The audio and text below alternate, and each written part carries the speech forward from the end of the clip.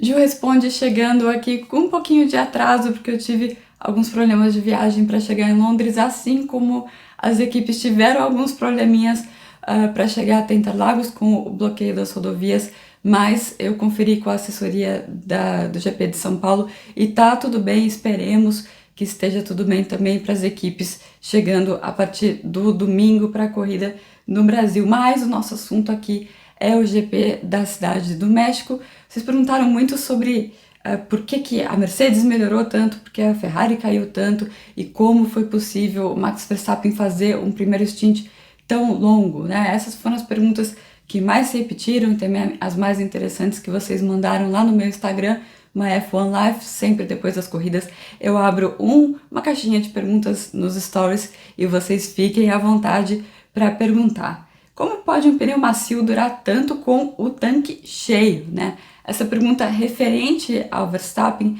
referente também a Leclerc, que conseguiu até ir um pouco mais longe. O que acontece é que esses pilotos conseguiram cuidar do pneu nas primeiras voltas, né? O pneu Pirelli, a gente já viu várias vezes que ele dura mais se você aquece esse pneu aos poucos. Então, se você não vai lá e tenta abrir um segundo já para escapar do DRS já na primeira volta, você vai aos poucos e aí o pneu vai ganhando temperatura aos poucos e isso é muito bom para a durabilidade deles.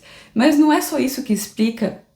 A gente viu vários pilotos fazendo muito mais voltas do que a Pirelli estava prevendo.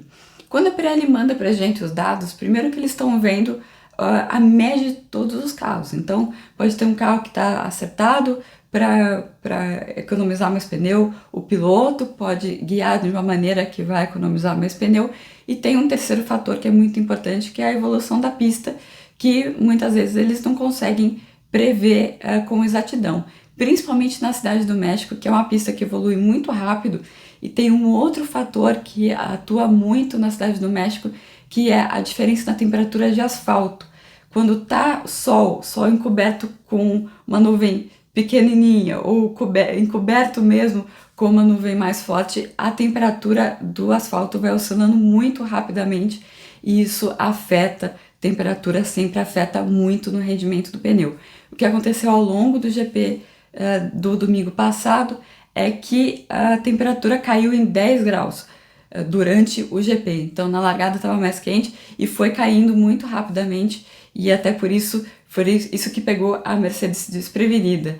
É a segunda pergunta, né? A Mercedes errou 2 vezes porque eles largaram com o médio e depois colocaram duro. Sim, em retrospecto é fácil você fazer estratégia em retrospecto, mas sim, eles erraram 2 vezes porque eles tinham as informações erradas sobre qual seria a evolução da pista, como a pista estaria no dia da corrida, e eles não responderam bem a essa queda de temperatura também. Então vamos começar no começo, né? Eles não acreditavam que, pelos dados que eles tinham, que se você colocasse o pneu macio daria para fazer uma parada. Eles entendiam que quem estava colocando o pneu macio no começo estava se comprometendo a fazer 2 paradas. E mesmo no final, quando o Russell pediu macio, eles falaram, não, eu acho que não vai dar para fazer macio. Primeiro, que eles não achavam que o macio duraria tanto, e segundo, eles não achavam que o médio duraria tanto para aí poder fazer a última parte da corrida com macio. E o próprio Lewis Hamilton falou eles não ouviram os 2 pilotos, né? O Lewis Hamilton falou antes da corrida, né, na reunião que eles fazem. Por que a gente não divide as estratégias então? Ou o Russell larga de macio e o outro larga de médio, já que a gente pode atacar o Verstappen com 2 estratégias diferentes. E ele ouviu, não, macio esquece, macio a gente não pode usar. E essa não foi a leitura da Red Bull, não foi a leitura da Ferrari, foi por isso que o Hamilton, quando ele olhou para os lados e viu que tinha um monte de pneu vermelho ao lado dele, falou, acho que a gente fez besteira aqui, né? E tinha feito. E aí o que eles esperavam? É que o Verstappen sofresse muito com o pneu macio no começo e daí ele teria que parar muito antes e o Hamilton conseguiria abrir usando o ritmo do carro da Mercedes, que era bom esse final de semana, com o médio, levando o médio mais adiante e aí conseguindo fazer inclusive uma parada a menos. E nada disso deu certo, porque o Verstappen conseguiu um bom ritmo e uma boa durabilidade com o macio e trocou sabendo que o médio iria até o final. E aí você tem o segundo erro da Mercedes, insistindo naquela tecla, né, que vem dos dados errados sobre o pneu macio, colocando o duro, quando você tem uma pista que não tá muito quente, ele vai ser muito difícil de colocar na temperatura e o carro vai ficar escorregando, e foi o que aconteceu com o Leclerc no GP da Hungria, e também pela mesma coisa a Ferrari não previu bem a evolução da pista, e a mesma coisa aconteceu com a Mercedes no México. O México que era a grande chance deles ganharem nesse ano. E essa é a terceira pergunta. A Mercedes evoluiu de verdade a ponto de ser o segundo melhor carro? Não. A Mercedes fez o papel que a Red Bull fez nos anos em que a Mercedes dominava a Fórmula 1. Então, a Mercedes vinha bem em todas as pistas, chegava na Cidade do México, Max Verstappen ganhava a corrida, a Red Bull ia bem no final de semana, até com uma certa folguinha. Por que acontecia isso? A Red Bull era um carro com mais arrasto. A Mercedes ainda tem mais arrasto do que o carro da Red Bull. É um carro que vai lento de reta porque ele gera muita resistência ao ar. E isso não é importante na altitude. Na altitude eles tentam colocar toda a carga aerodinâmica possível e imaginável só para conseguir ficar na pista, para ter algum controle do carro na freada. Então a desvantagem que a Mercedes tem em outras pistas, ela é eliminada e só fica os pontos fortes do carro da Mercedes. Por isso que era uma chance muito importante para a Mercedes ganhar aí uma corridinha nessa temporada. Por outro lado, você tem a Ferrari, né? O que aconteceu com a Ferrari esse final de semana? Bom, a Ferrari tinha duas coisas, né? Uma coisa, eles tinham uma limitação de temperatura. Eles abriram tudo que eles podiam do carro, da aerodinâmica do carro, e mesmo assim eles não estavam conseguindo trabalhar 100% do que o carro podia dar, porque o carro estava superaquecendo, também um efeito da altitude.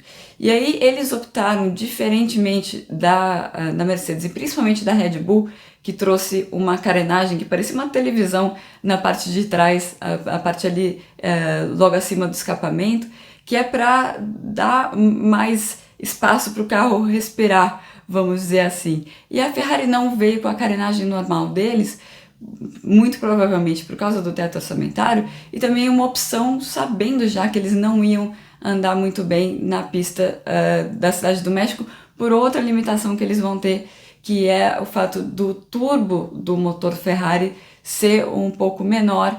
Isso dá uma vantagem geralmente na reaceleração. Na altitude, a turbina tem que girar muito rápido, e essa vantagem que eles têm acaba não surtindo muito efeito.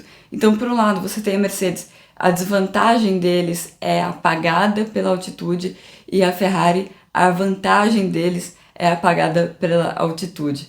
Então, isso explica por que o rendimento dos dois foi tão discrepante em relação a Austin.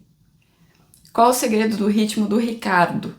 Ricardo, piloto do dia, né? Na verdade, o ritmo dele foi bom, mas não foi tanto o ritmo. Ele era o piloto certo na hora certa, fez a estratégia certa, a leitura certa da corrida para um piloto que estava largando mais atrás, né?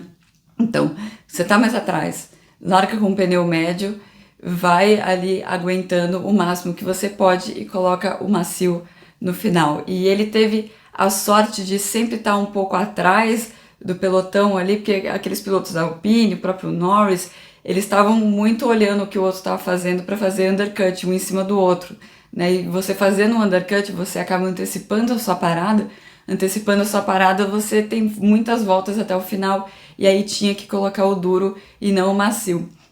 E aí no final ele acabou com um monte de piloto deslizando lá, sem conseguir colocar temperatura no pneu duro, e foi passando um a um para chegar na 7ª colocação. Uma bela corrida do Ricardo, mostrando que ele ainda sabe correr, né? Muito interessante que ele sempre reclama de falta de aderência, uma pista que tem muita falta de aderência por conta da altitude, ele conseguiu ir bem. Um mistério essa temporada do Ricardo. Agora um pouco de fofoca.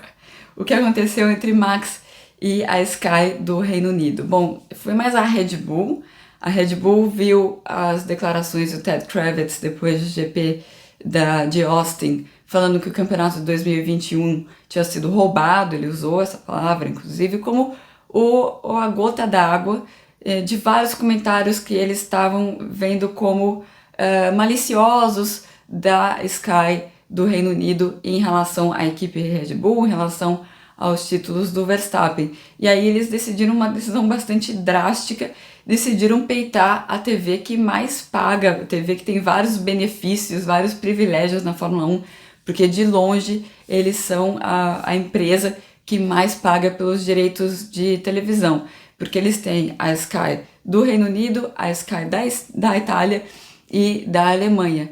E o Verstappen e os membros da Mercedes foram instruídos a não falar com nenhuma das três por causa da bronca com a Sky do Reino Unido. Até aconteceu um lance meio bizarro, assim, do repórter alemão tentar abordar o pai do Sérgio Pérez e o empresário dele tentar tirar o pai, assim, falando, não, você não pode falar com eles. E uma coisa curiosa que aconteceu também é que a gente nas TVs, no cercadinho, a gente fica agrupado de 2 em 2, ou às vezes 3 em 3. E a Sky do Reino Unido e a Sky da Itália, eles usam o mesmo microfone. Então, no sábado a gente já viu que ninguém da Red Bull parou lá naquele microfone que é dividido entre Sky UK e Itália. Mas o ainda mais curioso é que a Sky Alemanha divide o microfone, divide o cantinho ali, a posição com a Servus TV. E a Servus TV é da Red Bull, é a TV austríaca.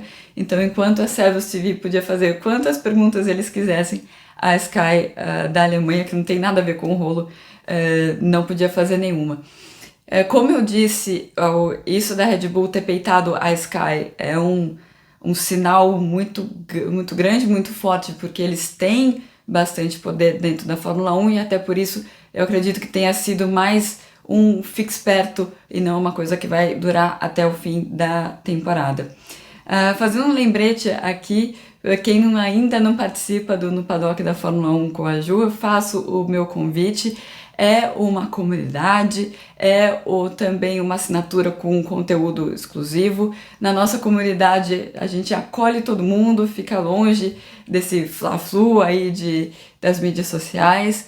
E no parte de conteúdo tem newsletter, tem podcasts exclusivos todo mês, tem as lives que eu faço durante os finais de semana de GP e vai ter o nosso encontro em São Paulo na sexta-feira do GP.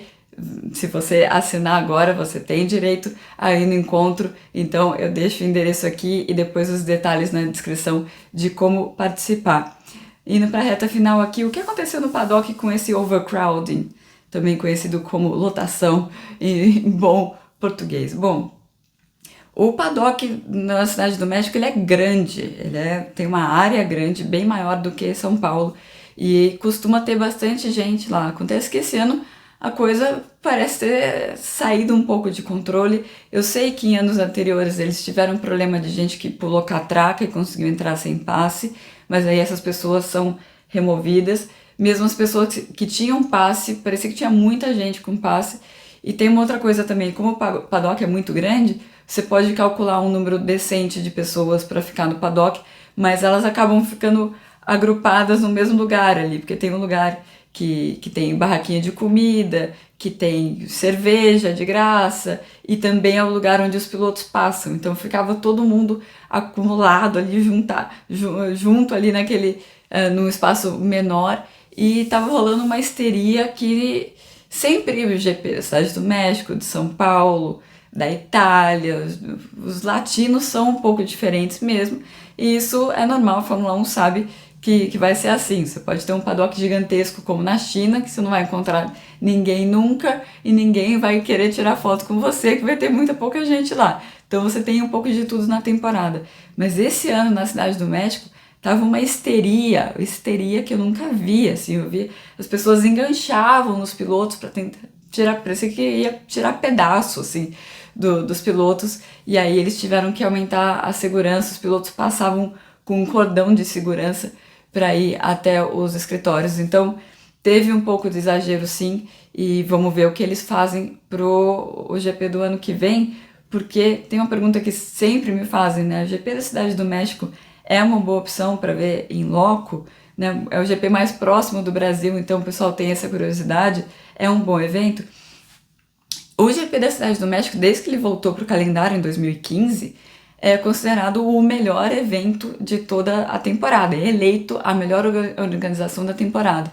Vai ser interessante ver o que vai acontecer nesse ano, porque teve esses problemas no paddock, também teve problema de furto de uma câmera profissional de dentro do paddock, então houve alguns problemas na edição desse ano assim, vamos ver se eles continuam mantendo o título aí de melhor organização. Dito isso, eu acho que é um evento ótimo para ir ver ao vivo, sim, que tem o clima no estádio. O estádio não acontece muita coisa lá, mas é único, é uma atmosfera única. Os mexicanos são sensacionais, a comida é sensacional. É um dos meus GPs favoritos e é um dos favoritos de muita gente no paddock. Sim, o trânsito é ruim, é pesado, é um trânsito igual, tão ruim quanto o de São Paulo, mas tem uma vantagem na Cidade do México que o metrô chega no portão mesmo, para você entrar dentro do autódromo, então vai ser meio apertado no metrô sim, né? Não tem jeito, é muita gente indo para o mesmo lugar, mas é fácil acesso, é um evento bastante único e eu recomendo sim. Aí você pode escolher ou ficar na turma da festa no estádio, e daí você vai ver o pódio também, sempre tem algum DJ tocando depois do pódio, e você pode escolher também ficar uma das 3 primeiras curvas ali, que é onde você vai ver as ultrapassagens. Essas foram as dicas sobre o GP do México e também a análise de tudo que aconteceu no último domingo. E na semana que vem, eu volto com tudo sobre o GP de São Paulo. Tomara que seja mais uma corrida super emocionante em São Paulo, que Interlagos nunca falha com a gente, não é verdade? Até mais!